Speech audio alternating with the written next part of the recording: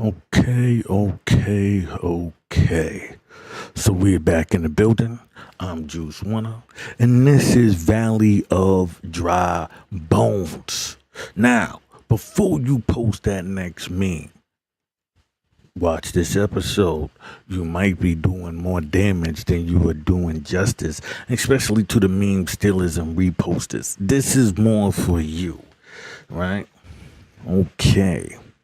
So, an meme, right, is a form of rational appeal or deductive argument. It is also known as rhetorical syllogism and is used in oratorical practice, while the syllogism is used in dialect or the art of logical discussion. The ethymeme is used in rhetorical or the art of public speaking. Ethymeme are usually developed from premises that accord with the audience view of the world and what is taken to be common sense.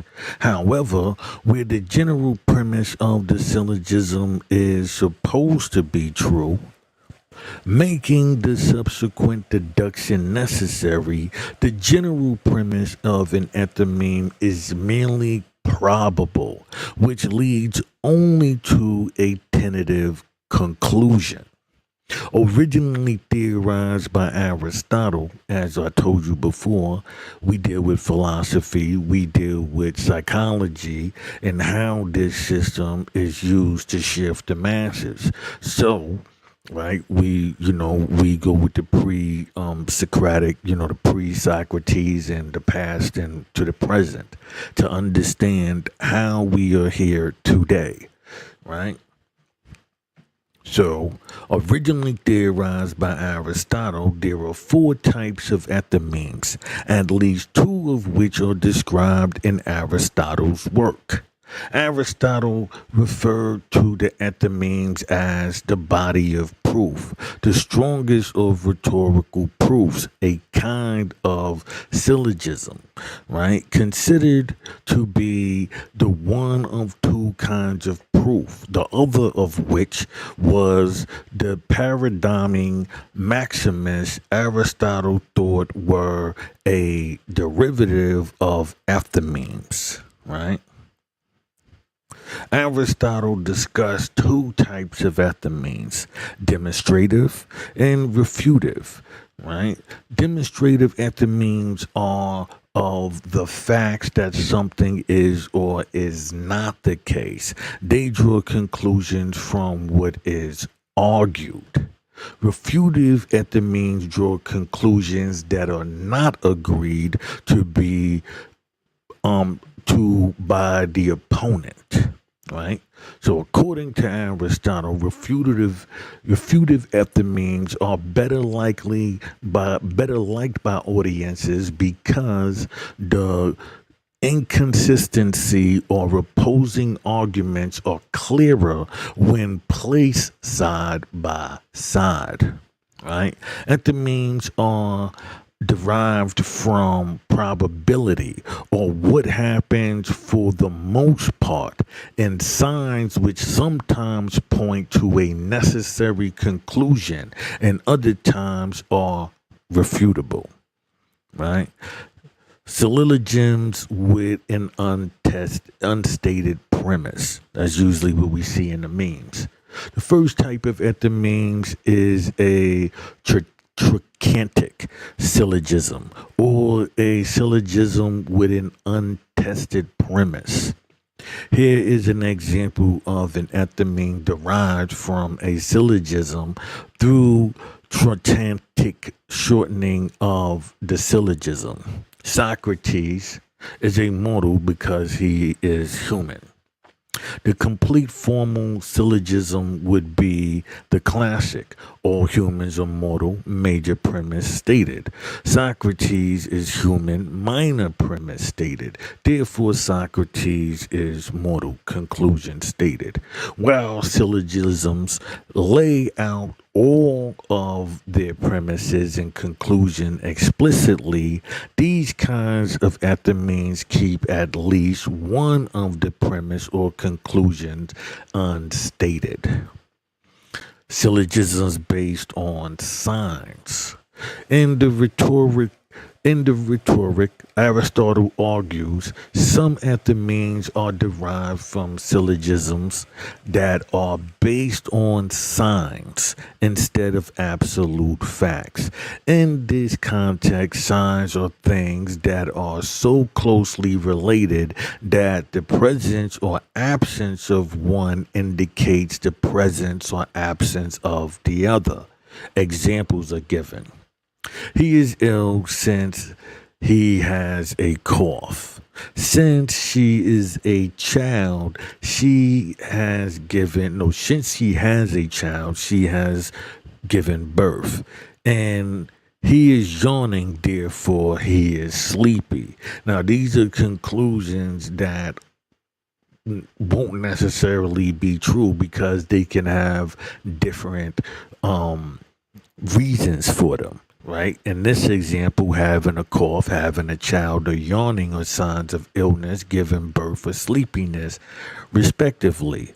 In those cases, the enthymeme is only probably true because there are only sources of cough. Wait, there are other sources of coughs beside pathogens. Children beside perturbance and relations regions for yawnings besides sleepiness, such as allergies, adoption, or fatigue from exercise. So as we can see, respectively.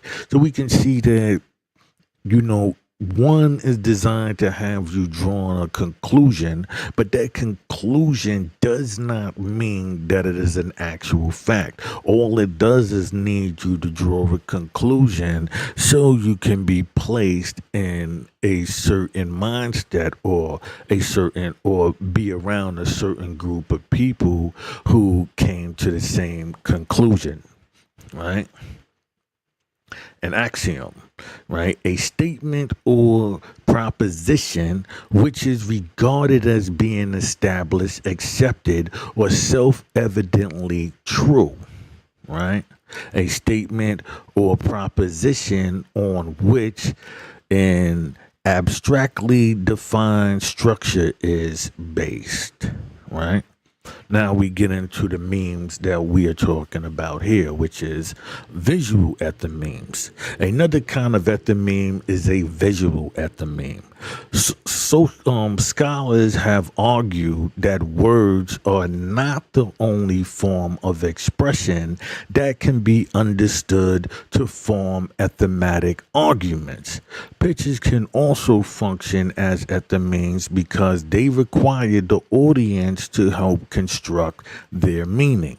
Modern day internet memes are a good example of this, their meanings being inherited through the input and adaptation of a collective group of users who come across them, share them, and unsurprisingly create them, right? And so with this, you got to remember is how you can move and shift the people. If you just sit around and look at the memes and what reactions they get from the people just on the likes, the dislikes, and all of those things, you can see what their purpose is, but you can also sit back and evaluate how truthfully are these connections to what the conclusions are. You know what I'm saying? And then you can see whether or not this is a sense of moving the people versus, giving out an actual fact, right? So we got criticism, right? Some scholars argue that our understanding of anathymenes have evolved over time and is no longer representative of the epithymenes as originally conceived by Aristotle. This is obviously true of the visual ethymenes only conceived in the early 20th century and may be true of the ethymenes as truncatic syllogisms. Carol Porter argues that this later interpretation of the Enthymemes were invented by British rhetoricians such as Richard Watley in the 18th century, right? And so, and that's just it. But to understand these things, you want to might look into, other things like the Chewbacca defense, fallacy, modus, ponium, darium part. I know I'm not saying all of these things right, but nonsensical deviationing legal defense strategies, arguments that use faulty reasoning, rules of logical inference, Greek terms that refer to patterns, examples, or samples, conflict solving techniques, right? And other things. So, with that, you should get an understanding of what is a meme, and more importantly, how these memes are used to move and shift society. And if you understand that, then you can sit back and see the memes and understand their purpose as because you can look at the reactions and how many times you might see a meme and it might be floating through. You might have 500,000 people on your friends list, and you can see how it circulates and generates through, this group of people.